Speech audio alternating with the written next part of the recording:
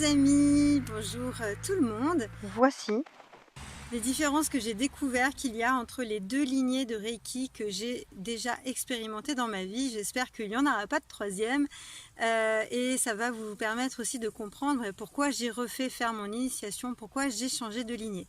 Alors, pour vous faire un petit résumé quand même, il y a une vingtaine d'années, c'était en 2003, j'ai découvert le Reiki via une femme magnifique que j'ai adorée et que j'ai rencontrée qui s'appelle toujours Anne-Marie.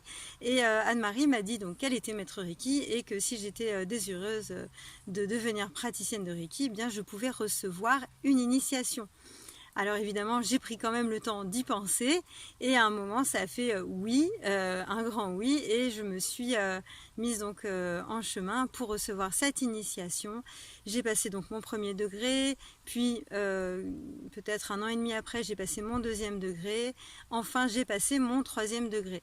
Entre le degré 2 et le degré 3, il y a eu des petites choses qui ont été difficiles pour moi, qui m'ont chagrinée, avec lesquelles je n'étais pas bien et je n'avais pas d'explication. En fait, je trouvais que la pratique du Reiki, que je n'avais pas développée d'ailleurs sur le plan professionnel, mais que je faisais pour moi-même, que cette pratique n'était pas fluide et qu'elle n'était pas facile, que plus je pratiquais, finalement moins j'aimais ça, et ça m'a énormément interrogée. Et quand je posais la question à mon maître Reiki, eh bien, elle me disait, eh bien, pratique plus. Donc la réponse, bon, eh bien, je l'ai appliquée parce que j'avais vraiment le désir d'y arriver et d'être une super praticienne de Reiki. Et puis donc après avoir passé le troisième degré, j'ai senti que ça n'était plus pour moi, que je ne voulais plus pratiquer le Reiki, en tout cas pas à ce niveau-là. Et j'ai donc décidé, voilà, tout simplement, de ne pas me lancer dans l'aventure d'être praticienne professionnelle, et j'ai continué après plusieurs années à pratiquer le Reiki, eh bien, j'ai envie de dire pour moi-même, de façon sporadique. Il y a quelques années, il y a 2 ans, j'ai rencontré Marie-Pierre Boudet et j'ai mis du temps avant qu'on ait vraiment l'occasion de discuter du Reiki, de sa pratique, de sa lignée. J'ai mis du temps à percevoir les différences qu'il y a entre sa lignée et la lignée dans laquelle j'étais avant. Alors j'en ai noté quelques-unes.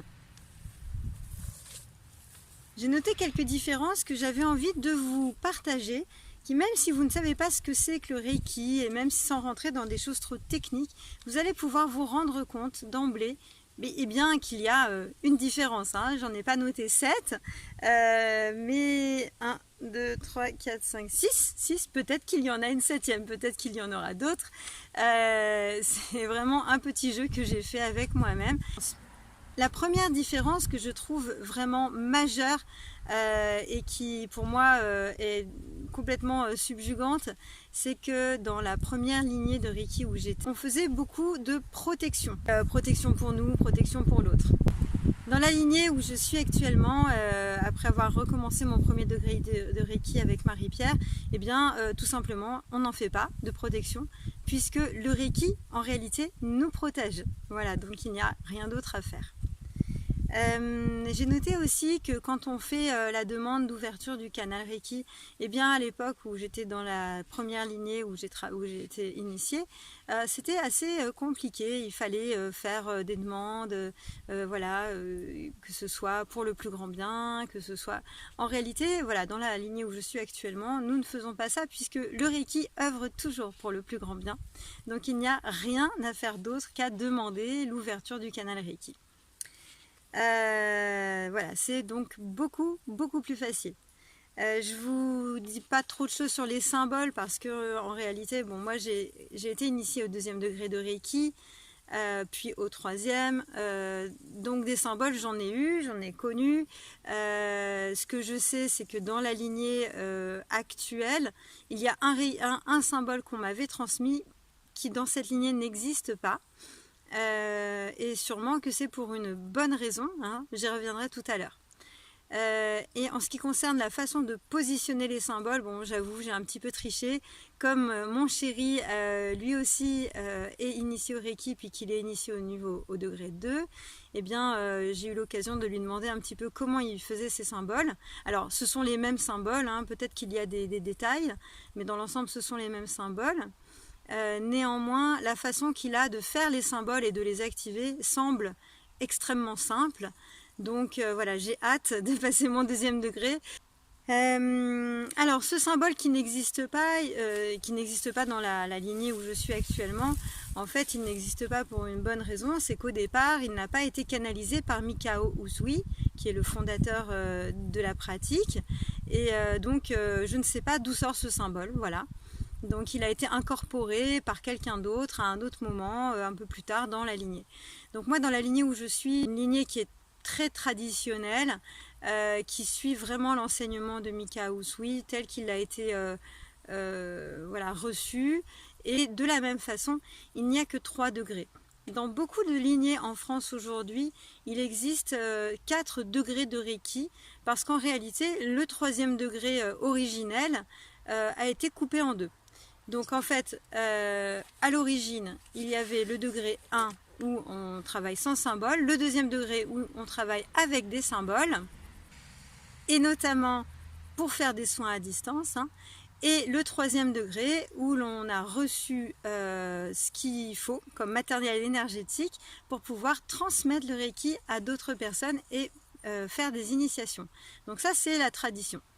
Et dans le Reiki, on va dire un petit peu remanié hein, par d'autres lignées, eh bien le 3e degré a été divisé hein, en 2.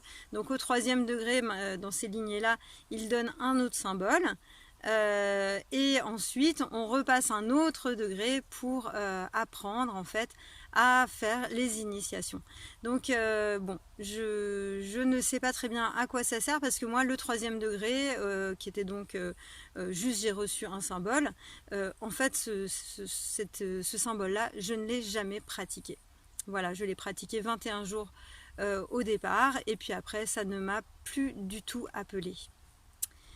Il y a quelque chose qui est aussi beaucoup plus simple dans la lignée dans laquelle je suis aujourd'hui, qui est donc la lignée traditionnelle.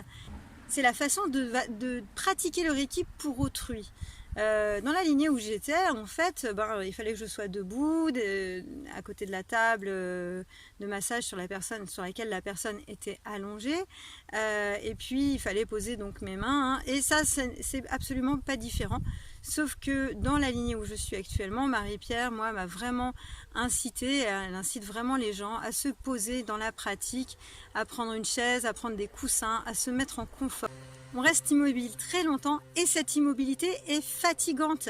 Elle est très fatigante, elle empêche en fait de se tenir, de se sentir bien, ça fait mal au dos, après on a mal au bassin, après moi j'avais aussi mal aux pieds, parce qu'en fait on ne bouge pas beaucoup hein, dans la pratique du Reiki.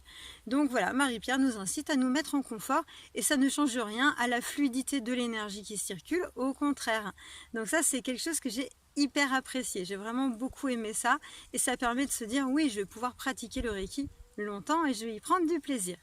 La dernière chose que j'ai adorée, c'est qu'en fait, dans la lignée où j'étais avant, eh bien, on nous avait proposé de suivre la petite cloche. Donc dans beaucoup de lignées, ça se fait de dire c'est 3 minutes sur chaque position. Hein. On pose les mains sur le corps comme ça, et dans 3 minutes sur chaque position. Eh bien, j'ai trouvé que les 3 minutes, en fait, on ne sait jamais si l'énergie a fini de couler, pas couler, tout ça. Et même si on m'avait dit, eh bien, tu te fies à ton ressenti, en ce qui me concerne, ça n'était pas clair. Et Marie-Pierre, quand elle fait une initiation et qu'elle invite des gens à se former au Reiki hein, pour devenir praticien, pendant son stage de formation, elle les invite vraiment, hein, elle invite chacun à rentrer dans leur ressenti. C'est tout un apprentissage hein, que l'on fait d'écoute fine de comment le Reiki passe à l'intérieur des mains.